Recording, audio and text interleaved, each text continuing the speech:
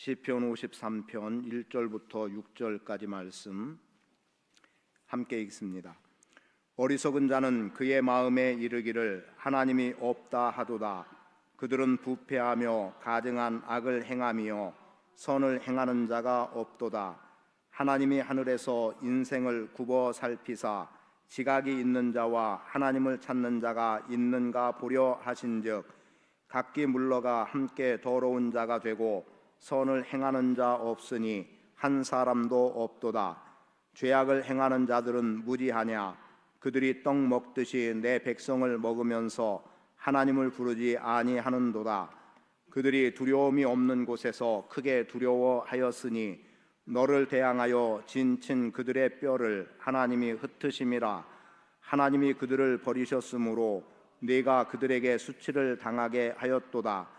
시온에서 이스라엘을 구원하여 줄 자 누구인가? 하나님이 자기 백성의 포로된 것을 돌이키실 때에 야곱이 즐거워하며 이스라엘이 기뻐하리로다.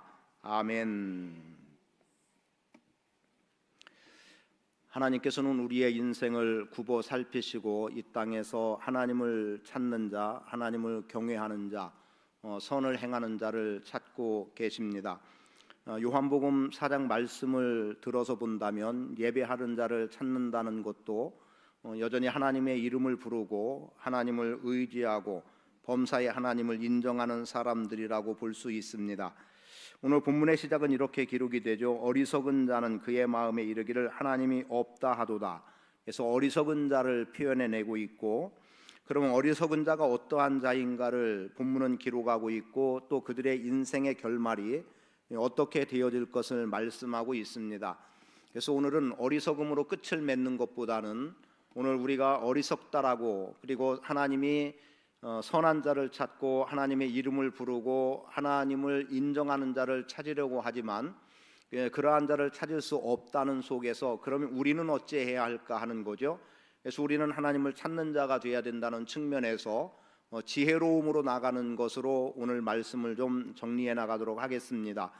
그래서 오늘 미련하다고 하는 이 세대에서 미련함을 넘어서 지혜로움으로 가는 자가 필요하다. 그 지혜로운 자는 오늘 여러분이어야 되고 오늘 내가 되어야 하는 겁니다. 만일 우리가 하나님 앞에서 지혜롭게 행하지 못한다고 하면 표현되는 그대로 어리석은 자에 해당되고 하나님의 선을 행하는 자를 찾지만 하나도 찾지 못했다는 것 아니겠어요?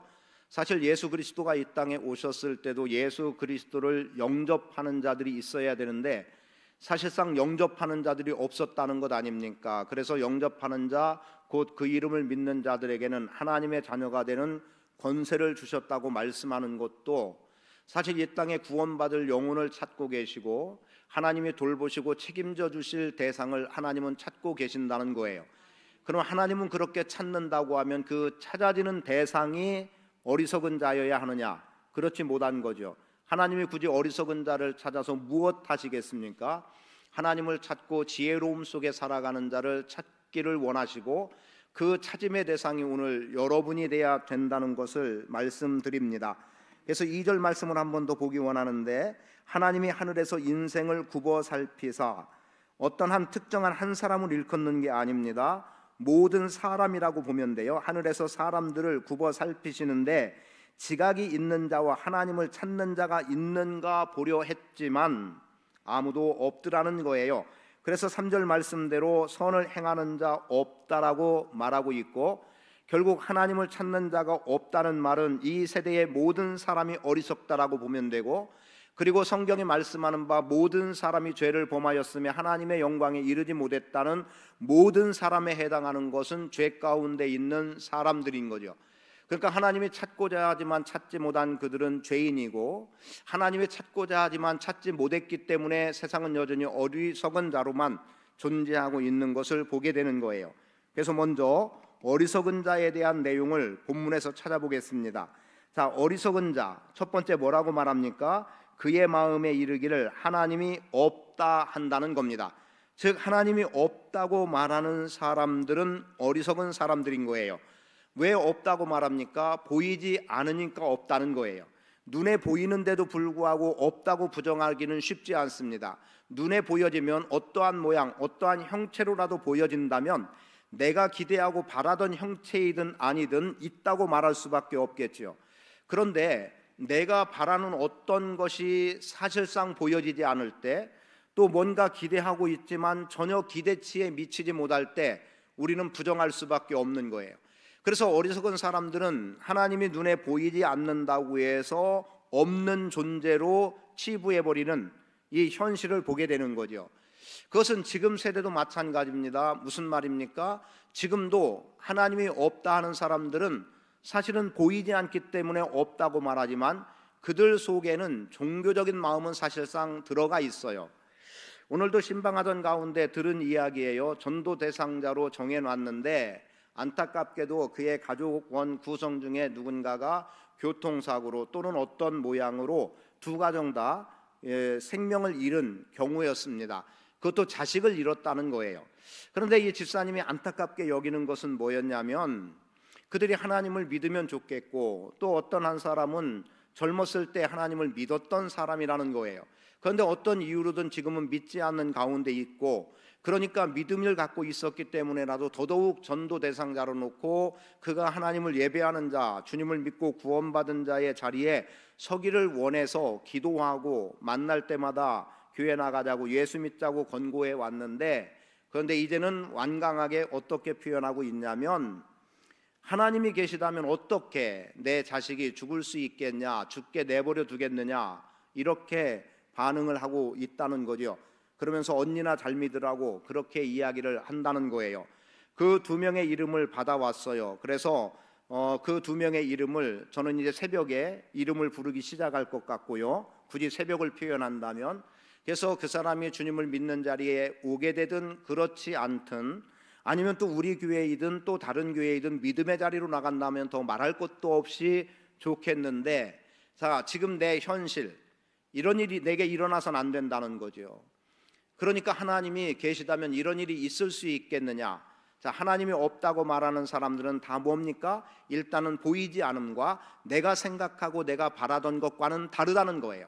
그러니까 이 다름에서 하나님을 인정하고 싶지 않는 거죠. 그 내용이 4절에 기록이 되어 있습니다. 4절에 가면 이렇게 말씀하고 있어요. 죄악을 행하는 자들은 무지하냐? 그들이 떡 먹듯이 내 백성을 먹으면서 하나님을 부르지 아니하는도다라는 거예요. 자, 굳이 구분할 이유는 없을 수도 있지만 하나님이 없다라고 말한다면 보이지 않아서 하나님이 없다고 하는 것, 아니 그럴 수 있다 쳐요. 왜? 보이지 않으니까. 그래 10번 양보해서 아니 그래 맞아 보이지 않으니까 없다고 할 수 있지 라고 하겠지만, 그러나 4절이 말씀하는 것은 그게 아니에요. 하나님의 백성들을 떡 먹듯이 먹는다는 겁니다. 이 내용은 조금 이따가 말씀드리겠습니다만, 그러면서 하나님을 부르지 않는다는 거예요. 그러니까 하나님이 있는 것 알아요. 알면서 하나님을 부르지 않는 사람도 있는 거죠. 아니 그래 하나님 있는 거 나도 알아. 뭐 그게 어떤 신이라고 부르든 또는 어떻게 부르든 그래 맞아 있어. 그러지만 정작 하나님을 믿거나 부르지 않는 태도를 갖고 있는 사람 또한 어리석은 사람이다라는 거죠. 근본은 하나님이 없다는 것과 하나님이 계시다고 나름 인정은 함에도 불구하고 하나님을 믿을 이유가 없다는 거죠. 하나님을 부를 이유가 없다는 거죠. 맞아 하나님 알아, 하나님 계신 것 알아. 하지만 내게 이런 일이 벌어졌는데 어떻게 하나님이 계시다고 말할 수 있지? 라고 한다면 그는 하나님의 이름을 부르지 않는 사람이라는 거죠. 계신 것을 알면서도 부르지 않는 것 또한 어리석은 거예요. 하나님을 의지적으로 거부하는 사람이죠. 의도성을 가지고 아니다 부정하는 이런 사람이 결국은 하나님의 이름을 부르지 않는다는 겁니다.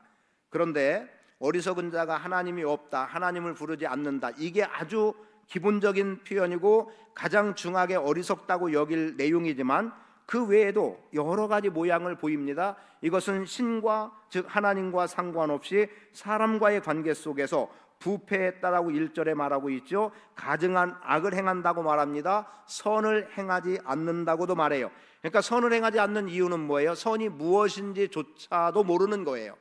엄밀히 말하면 선이라는 것은 하나님의 뜻과 연관이 되어 있는데 하나님이 없다 하고 하나님을 부르지 않는 사람이 어떻게 하나님의 뜻을 분별하고 그 선한 길을 가겠습니까?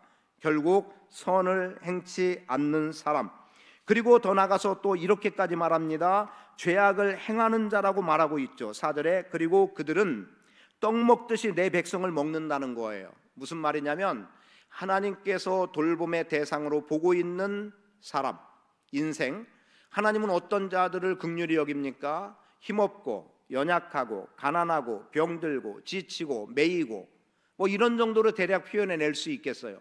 물론 건강하고 부유하고 이런 사람 하나님이 찾지 않는다, 내 백성이라고 말하지 않는다는 게 아니라 하나님의 많은 관심 중에 하나는 연약한 자들이에요. 그런데 이 연약한 자들이 어떻습니까? 돌봄의 대상에 있어야 되는데 돌봄의 대상에 들어가는 사람들이 오히려 가진 자들에 의해서, 가진 자들의 횡포에 의해서, 힘 있는 자들의 힘에 의해서 더 눌리는 사람들은 정말 갖지 못하고 배우지 못하고 또 연약하고, 정말 이 사람에게는 누군가 손길이 아니면 살 수 없을 것 같은 그 사람들 것을 오히려 속된 말로 등쳐먹기도 하고 이런 일들이 일어나고 있다는 거죠. 나보다 조금 못한 사람, 그 사람을 우리가 어떻게 하는 게 아니라 사실은 내가 저 사람은 완전히 무시하고 멸시해버려도 좋다고 여기는 그들을 오히려 더 억압하고 그들을 사람 취급하지 않는 태도들이 악한 사람들에게는 있는 겁니다. 오늘 우리가 우리 자신을 악하다 선하다고 규정하기 위한 목적은 아니지만 우리 자신들도 스스로 돌아볼 필요는 있습니다. 내가 어떤 사람들에게 더 많은 관심을 갖고 있느냐라고 하는 거죠. 어떤 사람들에게 더 많은 관심을 가지고 있느냐. 저는 여러분들이 하나님의 돌봄의 대상이라고 여길 수 있는 그들을 관심 갖고 그들을 돌볼 수 있는 삶을 살아갈 수 있기를 바랍니다. 누가 도움을 주지 않아도 될 만한 사람, 아니면은 내가 저 사람에게 어떻게 선하게 대하면 저 사람의 선함이 나에게 오고, 내가 저 사람을 잘 대접하면 저 사람에게서는 나에게 배로 나를 대접해 줄 것 같은 이런 사람을 찾을 게 아니라, 내가 도움을 주지만 저 사람은 나에게 어떤 도움도 줄 수 없는 것, 그런 존재의 사람들을 여러분들이 돌보고 그들에게 관심을 갖고 그들과 함께하는 삶의 태도가 필요한데, 그게 바로 하나님이 원하는 자이고 그게 하나님의 선의 영역에 들어가는 겁니다. 저는 여러분들이 선을 행하는 자 되기를 바랍니다. 내가 도와주고 내가 베풀었지만, 내가 나누었고 내 손을 펼지만 내게는 도무지 들어오는 것 없어서, 그래서 나는 날마다 허비하는 것 같은 그러한 존재로 여겨져도 그것이 하나님이 보시기에 선으로 보여지고 하나님의 뜻을 이룸이라고 한다면, 하나님은 그 비워지고 공백으로 남아있는 그 부분을 어느 순간 충만하게 풍족하게 채워주시는 하나님이라는 사실을 인정하고 살아갈 수 있게 되기를 축복합니다. 자, 이들 가운데 내 백성을 떡 먹듯이 삼켰다. 지금 말씀드린 그대로 연약한 자, 보호받아야 될 사람, 그 대상을 우리가 돌보거나 관리하지 못하면 여전히 우리도 내가 악을 설령 행하지 않았다 하더라도 내가 도와줘야 되고 내가 함께해야 될 사람과 함께하지 않으면 그것 또한 어리석은 존재라는 것, 우리는 기억할 수 있기를 축복합니다. 하나님이 없다고 하는 사람들은요, 자기 마음대로 하는 사람들이에요. 왜? 두려운 존재가 없는 거예요. 대부분 꼭 하나님이 아니라 하더라도 내가 어떤 절대시 여기는 신적인 존재를 내가 가지고 있으면, 그리고 그를 의식하고 살아간다면 많은 사람들의 삶은 그 신이 바라고 기대하는 어떤 기준치를 벗어나지 않으려고 애를 씁니다. 그리고 대개 종교라고 하는 것은, 고등종교라고 표현하는 종교들은 결국은 선을 추구해 나가기 때문에 그 선의 범주를 벗어나서 악으로 나가지 않는 거예요. 그래서 기독교인이 아닌 다른 사람들도 선하게 살려고 애쓰는 사람들이 있고, 윤리 도덕적인 개념으로 보면 우리보다 더 나은 사람들이 그들 안에도 있는 것을 우리가 보게 되는 이유가, 나름 절대선이라고 여기는 어떤 범주를 뛰어넘지 않고 그것을 깨뜨리고 그 영역을 벗어나지 않으려고 하기 때문에 그렇습니다. 그럼 하나님을 믿는 우리 역시 마찬가지여야 되죠. 하나님의 말씀이 기준이 돼서 그 범주를 벗어나지 않는 인생으로 살아가야 된다라는 겁니다. 어리석은 자, 하나님이 없다고 말합니다. 그러니까 하나님을 부를 이유도 없는 거고요. 그래서 이들은 결국 어디까지 가느냐? 악을 일삼는 대로 나가서 결국은 영원의 때에 대해서 마음을 두지 않고 살아가는 사람들이라고 말할 수 있는 겁니다. 그 말을 여기서 찾아보고 싶습니다. 제가 아주 많이 인용하는 내용이죠. 누가복음 12장에 기록되어 있는 어리석은 부자의 이야기입니다.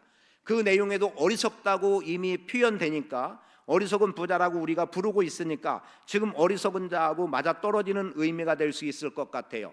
자, 이 사람은 영혼의 때를 준비하지 않습니다. 죽음 이후를 준비하지 않아요. 많은 소득을 얻어서 쌓아놓고 뭐라고 말합니까? 내가 몇 해 동안 먹을 수 있는 풍족한 재물을 쌓아놨으니 이제 먹고 마시고 평안하고 즐기자는 겁니다.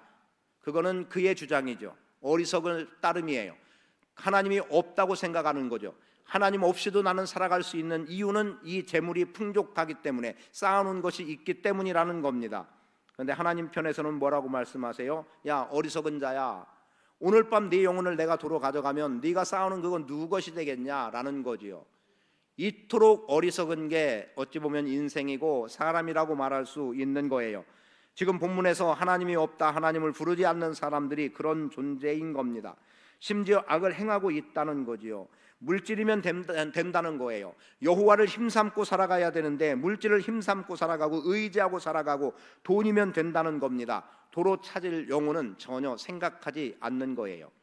저는 여러분들이 지혜로운 자가 되는 측면에서 선을 추구해 나갈 수 있게 되기를 바랍니다. 그리고 그들의 결국은 어떻게 되느냐, 5절에서 나오죠. 두려움 없는 곳에서 두려워한다는 거예요. 이게 무슨 말일까요? 두려움 없는 곳에서 두려워한다. 누가? 어리석은 자가. 자, 어리석은 자들은 자신의 안전한 거처라고 여기는 그 거처에서 두려워하는 거예요.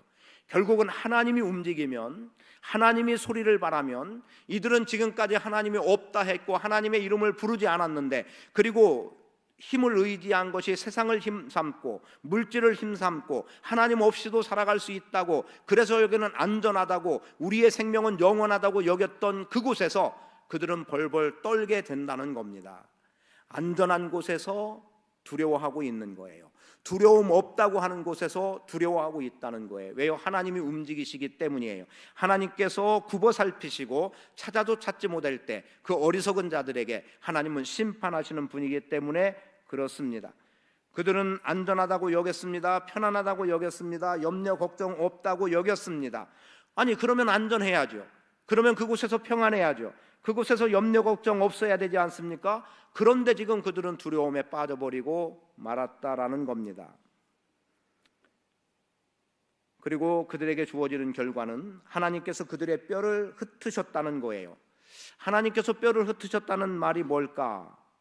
아마도 그것은 여기에서 찾아볼 수 있을 것 같은 거예요. 그 말은 뭐냐면, 하나님이 심판하시게 되는데 하나님이 멸시하셨다라고 말씀하고 있어요. 수치를 당하게 했다는 것입니다. 5절 끝부분에서 말씀하고 있어요. 그리고 시온에서 이스라엘을 구원해 준다. 그리고 백성의 포로라고 하는 포로라는 속에서 보면 이들이 지금 전쟁에서 패해서 포로로 잡혀간 거죠. 전쟁에서 패해서 포로로 잡혀간 그들은 뼈가 흩어진 것과 같은 존재였던 거예요. 살 희망도 없는 거예요. 여러분, 뼈만으로는 생명이라고 말할 수 있습니까? 아니에요. 거기에 살이 붙고 힘줄이 생기고 그리고 호흡이 있어야 생명이 있는 건데, 뼈가 흩어져 있는 존재, 아니면 이렇게 생각해봐요. 우리의 팔다리가 다 나뉘어져서 이쪽에 팔이라고 하는 뼈가, 그저 팔에 있는 뼈가 있고 이쪽에 또 다른 뼈가 있고, 뼈가 다 뿔뿔이 흩어져 있으면 그건 죽은 존재인 거죠. 에스겔 말씀 뭘 의미합니까? 마른 뼈들, 그건 생명이 없었습니다. 그러나 에스겔 선지자를 통해서 하나님의 영이 그들 가운데 임하니까 뼈들이 연락하고 서로 함께 모여지고 합해지고 거기에 살이 붙고, 그죠? 가죽으로 덮여지고 최종적으로 생기가 그들에게 들어가니까 그제서 군대가 되지 않습니까? 그러니까 흩어진 뼈는 죽은 거예요. 그럼 결국 전쟁에 패했다라고 볼 수 있는 거죠. 포로라는 속에서 분명히 뼈의 흩어짐은, 뼈를 흩었다라고 하는 것은 패하게 하셨다는 의미가 될 것 같습니다. 그런 그들, 자, 하나님께서 어리석다고 여기는 그들에게 행해 주시는 거예요. 그러면 우리는 이런 어리석음의 머무름이 아니라 지혜로움으로 가야 됩니다. 그럼 지금까지 드린 말씀을 역으로 생각해 보면 돼요. 그래서 첫째, 하나님을 범사에 인정하자. 하나님이 없다는 자들이 어리석다면 우리는 지혜로운 삶을 살아가는, 우리는 지혜로움으로 살아가야 되는 우리는 하나님이 있다, 하나님이 계신다, 하나님을 인정하자는 겁니다. 시편 43편 5절에 보면 하나님께 소망을 두라고 말합니다. 그러면 그가 도와주신다는 거예요. 여러분, 범사에 하나님이 계심을 인정하고 살아갈 수 있기를 원합니다. 그리고 여호와의 이름을 부르세요. 내 처지의 어떠함 때문에 하나님이 안 계신 것 아니냐라고 부정하지 마시고, 내 처지가 오히려 곤고하고 도무지 하나님이 살아계시다면 이런 일이 있을 수 없다, 이런 일이 일어나서는 안 된다라고 여길 만한 그때에 하나님의 이름을 부르세요. 하나님의 이름은 여러분에게 오시는 겁니다. 그 이름이 여러분에게 역사하시는 거예요. 그런데 부정하는 거기까지의 사람들은 어리석음으로 멈추고, 여기서 부르면 하나님께서 회복의 길로 열어가시고 하나님께서 응답해 주시는데, 우리는 그 마지막 하나님을 부르는 그 자리에 서지 못해서 실패하는 인생들이 많이 있는 거예요. 한 걸음만 더 가면 되는데, 한 번만 더 부르면 되는데, 아니면 우물을 팔 때 한 산만 더 파면, 몇 센치만 더 들어가면 우물물이 터질 수 있는데, 그거 한 번 파기를 포기하고 여기는 물이 안 나오는가 보다 하고 덮어버리니까 우물은 없는 거예요. 그게 어디에 기록이 되어 있냐면 출애굽기 15장 말씀과 연결되는 속에서 마라의 쓴물을 여러분 기억할 겁니다. 마라와 엘림이라고 하는 곳, 마라에 머물렀습니다. 이들이 홍해를 건너서 축제의 노래를 부르죠. 그죠? 미리암의 노래가 나와요. 그리고 이들이 광야로 들어가서 사흘길쯤 왔을 때 목이 말라서 하나님 앞에 우리 목말라 죽겠습니다, 원성의 소리를 높이게 되는 그 시점에 그들이 물을 발견해서 야, 물이다 하고 허둥지둥 마셨더니 써서 못 마실 물이었던 겁니다. 그냥 쉽게 말하면 썩은 물이었어요. 그러니까 여기서 더더욱 소리를 높여서 하나님을 원망하는 거죠. 왜 우리를 광야로 이끌어와서 여기서 죽게 하느냐, 차라리 애굽에서 종로로 됐으면 좋겠다는 것 아닙니까? 그런데요, 거기서 하나님이 어떻게 합니까? 그 쓴물을 고쳐서 마실 물이 되게 하시죠. 거기서 나오는 얘기가 나는 치료하는 여호와라는 이름이 나오는 거예요. 그런데 거기서 얼만큼 더 가니까 엘림이 나왔습니까? 반나절 길이었어요. 반나절 길. 대략 10km 전후로 보면 돼요. 좀 더 넓게 잡아서 15km 정도로 지도상으로 표현되기도 하는데, 여러분 몇 시간만 더 가면 엘림이 준비되어 있었던 겁니다. 하나님은 마라를 준비해 놓은 것이 아니라 엘림을 준비해 놓으셨던 이유를 어디에서 볼 수 있냐면, 이 엘림은 종려 70주가 있고 12우물이 있었던 곳이에요. 그럼 그냥 우리가 숫자 개념으로 보면 12는 12지파죠. 그래서 저는 한 지파가 한 우물을 통해서 풍성하게 마신다고 보는 거고요. 아니 우물 12개에서 어떻게 그 많은 60만, 많게는 250만이라고 하는 사람 마실 수 있겠느냐고 할지 몰라도, 어쨌든 한 우물을 한 지파가 차지한다고 본다면 그것은 풍족함의 의미가 되겠고요. 종려 70주라고 하는 것은 나무 70그루 있다고 해서 그 많은 숫자가 다 그늘 안에 들어갈 수는 없을 것 같습니다. 수치상으로는 그래요. 그러나 70이라고 하는 수의 개념은 완전수라는 개념으로 볼 때 이스라엘 백성들, 출애굽한 백성들 모두가 다 그 종려나무 아래 그늘에서 우물물을 마시는 안식이 그 속에 있다는 것 아닙니까? 그런데 그 반나절 길 못 가서 한 서너 시간 더 가면 될 걸 못 가서 어찌하는 거예요? 하나님 원망하는 겁니다. 한 시간에 4km를 걷는다고 하면 서너 시간인 거예요. 하나님은 서너 시간 거리에 풍족하게 쉬고 마시고 안식하며 하나님께 영광 돌릴 수 있는 그 자리를 예비해 놨는데, 우리는 그 반나절 못 가가지고 여기서 하나님 없다 원망하고, 그리고 삿대질하고 욕하고 이렇게 살아가는 어리석음 속에 있는 것 아니겠습니까? 그러하다면 지혜로움으로 가는 여러분들은 하나님께 소망을 두고 주의 이름을 부를 수 있기를 축복합니다. 주의 이름을 부르는 자는 구원에 이른다고 말씀하고 있죠. 여러분, 구원이 하나님께 있음을 6절에 말합니다. 시온에서 이스라엘을 구원하여 줄 자 누구인가? 여러분, 하나님이라는 거예요. 그래서 포로에서 돌이켜 주신다는 거예요. 이 돌이킴이라는 것은 자유롭게 한다는 겁니다. 포로에 매여 있었던 그들을 자유롭게 하신다. 구원입니다. 성경은 구원이라고 하는 것을 우리가 영혼 구원이라고 하는 표현 범주에만 국한시키지 않고 일상의 삶의 여정들 속에서 경험하는 것들도 구원으로 말합니다. 예를 들면 우리가 지금 새벽에 보았던 누가복음 말씀에 보면 8장에서 나오는 내용에도 보면 회당장 야이로의 딸이 죽게 되었을 때 그를 고치게 되는 사건에서도 이미 죽었지만 믿음이 너를 구원했다라고 하는 혈류병에 걸렸던 여인에 대해서 표현하기도 했고, 거라사인에 대해서도 뭐라고 말합니까? 귀신을 내쫓아버리고 그에게 구원을 선포해 주는 겁니다. 온전한 치유와 회복은 구원이라고 하는 의미로 쓰이기도 해요. 그러니까 야이로 회당장의 딸이 살아난 것도, 거라사의 광인도 결국 귀신이 쫓겨난 것도 구원이고, 그리고 12의 헬루증으로 앓았던 여인의 치유받음도 구원으로 묘사되는 겁니다. 여러분, 하나님의 이름을 부르고 하나님을 범사에 인정하면 구원이 오는 거예요. 그럼 이것과 더불어 또 지혜로움으로 가는 우리는 어찌 해야 됩니까? 하나님이 없다 하는 어리석은 자들과 함께하지 않으면 될 것 같아요. 이 세상 살아가면서 어떻게 믿는 사람들하고만 살아갑니까? 라고 할 수도 있겠습니다만, 무슨 말이냐면 믿지 않는 사람과 전혀 접촉해서도 안 된다는 의미가 아니라 그들의 계획 속에 우리가 함께 움직이지 말자는 겁니다. 악을 도모하는 것에 우리가 마음 빼앗기지 말자는 거예요. 많은 사람들이, 믿음 없는 사람들은 우리를 자꾸 유혹합니다. 넘어지게 하는 거예요. 거기에 그래도 좋을 것 같다, 그리고 어쩌면 관계성 때문에 그거 피하지 못하고 그래 이 정도는 허용하자, 이렇게 들어가지 말자는 측면에서 하나님이 없다 하는 어리석은 자들과 함께하지 않기를 바랍니다. 악인이 잘 되는 것 같고 의인이 어려움을 겪는 것 같아도 악인의 길에 서지 말라는 겁니다. 시편 1편 복 있는 사람은 뭐라고 말합니까? 표현 그대로 뭐라고 말하죠? 복 있는 사람은 악인의 꾀를 쫓지 않고 불의한 자 자리에 서지 않는 거예요. 그런 자리에 서지 않게 되기를 바랍니다. 시편 73편 28절은 이렇게 기록합니다. 하나님께 가까이 함이 내게 복이라. 여러분, 그리고 이어서 나온 말씀은 여호와로 나의 피난처를 삼는다는 거예요. 하나님을 가까이 하는 것이 여러분에게 복이 되기를 축복합니다. 그리고 말씀드린 그대로 어리석은 자들, 미래를 준비하지 않는, 영혼을 준비하지 않는다고 했으니까 지혜로움으로 가는 사람들은 영혼의 때를 준비하는 삶을 살아갈 수 있게 되기를 축복합니다. 마지막 때는 분명히 있습니다. 주님과 함께하는 때가 있는 거예요. 여기에서 여러분들은 승리를 경험하고 맛보게 되는 겁니다. 여기서 구원을 맛보는 거예요.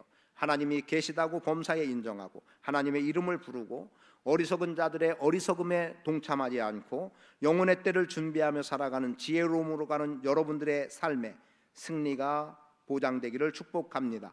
구원이 여러분 삶 가운데 임하기를 축복합니다.